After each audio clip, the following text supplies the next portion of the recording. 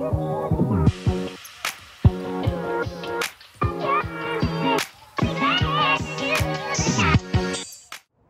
روزتون بخیر.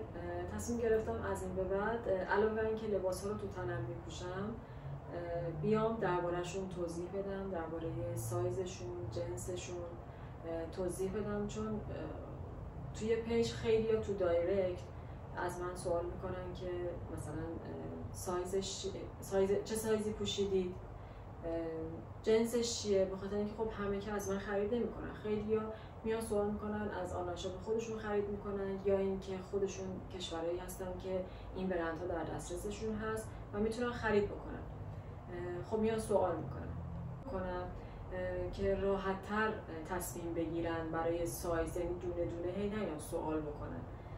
اینجوری خب هر کی میبینه متوجه میشه که من هر کدوم از این آیتم ها رو چه سایزی پوشیدم و جنسشون چیه و مثلا قالب و قواره‌شون بزرگه، اووره، یا اینکه نه نرمال استاندارده، یا اینکه مثلا کوچیکه. حالا این ستا رو همه رو پوشیدم، با هم دیگه ترکیبم کردم. حالا گفتم دونه دونه درباره‌شون توضیح. این جیره، یعنی اصلا کلاً چرمه و خب جنس خیلی خوبی داره. اگر کسی خب ترند اصولاً 2 ساله که ترند پاییز و زمستون جیر هستش و این جنس خیلی خوبی داره، رنگ بسیار مورد توجهی داره چون تو قهوه‌ای یا این جزو خوش رنگ هاست. و اگر مثلا شاپر بگ نمیخواهید یا اینکه مثلا کیفی که بزرگ باشه نمیخواهید، این سایزش نه خیلی کوچیکه نه خیلی بزرگه، یعنی تمام وسایلاتون، کیفتون، موبایلتون، جاسویچیتون، حالا هر چیزی که دارید، لوازم آرایشتون در حالا تا یه حدی توش جا میشه. یعنی واقعا سایزش استاندارد و خوبه و خوشگله و هم بند بلند داره و هم دستی هستش و داخل 2 تا زیپ نداره. یعنی اصولا که پایزارا تک هستش، فقط یه زیپ کنارش داره.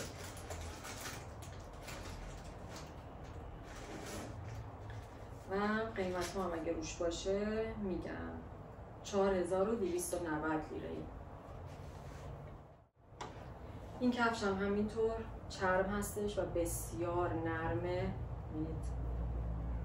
این اصلا خشک نیست که پاتون درد بیاد. یه مدل هایی زارا داره که لوفرهایی داره که خیلی خشکه، اما این نه، کاملا نرمه و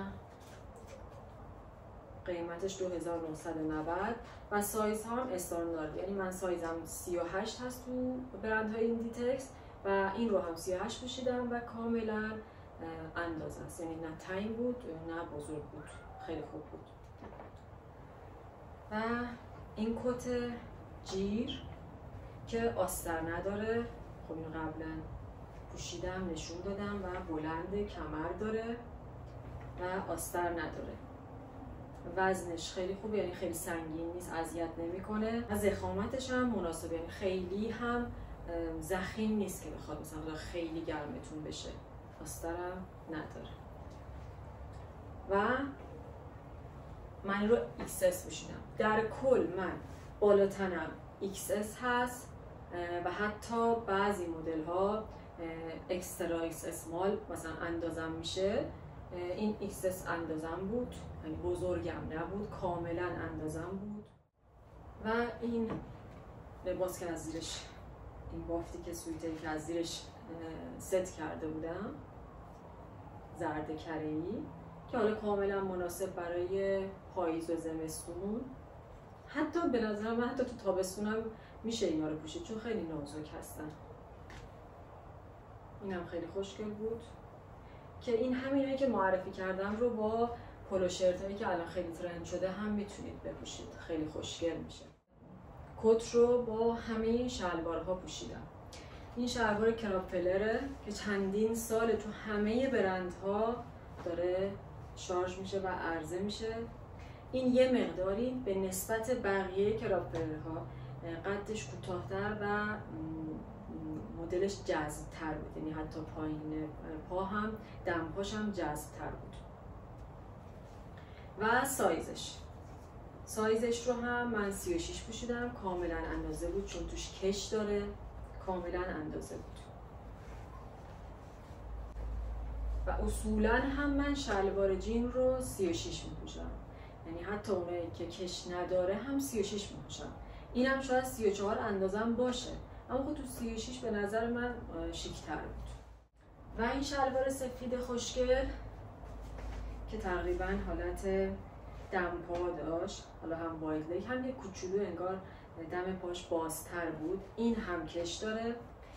سایزش 36 بود، اما به نظر من حتی 34 هم بهم میخورد چون خیلی تو تنم آزاد بود، با توجه به اینکه کش داشت تو تنم آزاد بود، یعنی کمرش جا داشت که 34 بپوشم، یعنی پس تا حدودی قوارش یه مقداری بزرگه. حالا توی معرفی و زمانی که اینا رو پوشیدم دونه به دونه توی فیلم ها کدهاشون رو میذارم که با توجه به اونا بدونید که شما کدوم میخوایی و کدشون چیه و قالب و قوارشون چیه.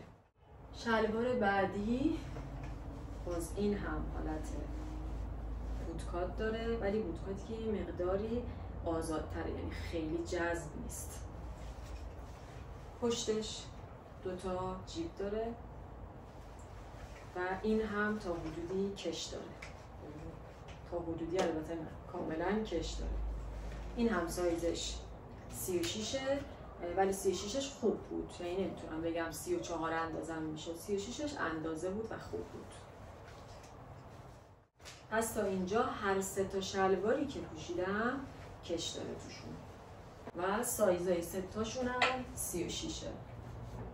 خب حالا این کت کراپی که این هم جیره پوشیده، قیمت این 2290 لیر. قیمت کت قبلی 2990 لیر. این چون قدش بلندتره این 2290 لیر از اون ضخیم‌تره. چرا؟ چون آستر داره، نه اینکه حالا خود جیرش ضخیم‌تر باشه، چون آستر داره ضخیم‌تر از اونه. این یه حالا استایل اسپورت‌تر میده، اون یه مقدار کلاسیک‌تر میده. و اینو هم سایز XS پوشیدم و XS کاملا اندازه بود، نه اینکه مثلا اسمال نشه، اسمال هم میشد، یعنی میخواستم مثلا حالا قدش یه مقدار بلندتر باشه یا تو تنم اوورتر وایسه، اسمال هم میشد که بپوشه، ولی اینی که من پوشیدم XS. و من این کیف رو باهاش استایل کردم، این هم چرمه و این هم بند بلند داره، داخلش جیب وسط نداره و جیب کنار داره. این کیف در دو رنگه و قیمت این هم 2490 لیر، پس اون یکی شد 4000 خورده، این 2490 رو هم با این کفش SL72 آدیداس ست کردم که خیلی رنگ‌های متنوعی داره. خیلی این رو از زمان حراجی خریدم با قیمت 2585 لیر، ولی در حالت نرمالش فکر میکنم 5000 خورده ای اگه اشتباه نکنم، چون قیمت ها خیلی متفاوته و با توجه به تورم ترکیه هر روز قیمت ها عوض میشه و هیچ قیمت ثابتی وجود نداره، ولی رنگ‌های متنوعی داره. برای پاییز و زمستون که خب خیلی قهوه‌ای ترنده، این خودش توی 3 تا رنگ هست، یعنی این که کرم با خطای تقریبا حالا قهوه‌ای رنگ، اما مدل دیگهش برعکسه، یعنی بیشترش این رنگه. یه مدل داره قهوه‌ای تیره است مثل این کت و خطای زرد کره‌ای توش داره، و حتی یک مدل جدید که تو خود آدیداس هست اون هم قهوه‌ای با خطای کرم که اون اصلا حراج نداره. اما این سه رنگی که گفتم توی اون سایتی که قبلا استوری کرده بودم حراج داشتن، حالا الان نمیدونم برداشته یا نه، اما حراج داشتن، قیمت حراج می‌فروختن. و کلا حالا رنگ‌های دیگه هم داره، یعنی از هر طیفی که فکرشو بکنید رنگ داره دودی، سرمه‌ای، آبی، سبز، همه یه رنگ ها رو داره.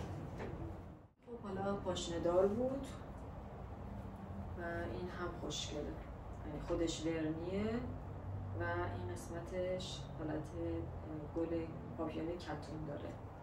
پاشنه‌ش هم اندازه است، اینم راحته، 1890 لیره. این سایز مشتری خب 39 بود، سایز من 38 پوشیده بودم. و این صندل هم گفتم معرفی کنم، اینم خیلی خوشگله، خودم خیلی دوستش داشتم. قبلا خیلی سال پیش، یعنی حدود 8 سال پیش زمانی که ایران بودیم این مدل رو برای دخترم خریده بودم که حالا اون موقع یه نوارش کرم بود، یه نوارش صورتی خیلی ملایم بود. الان حالا زنونش هم زده، خیلی خوشگله. قیمتش هم 2890 لیره و کفش یه حالت جیر داره.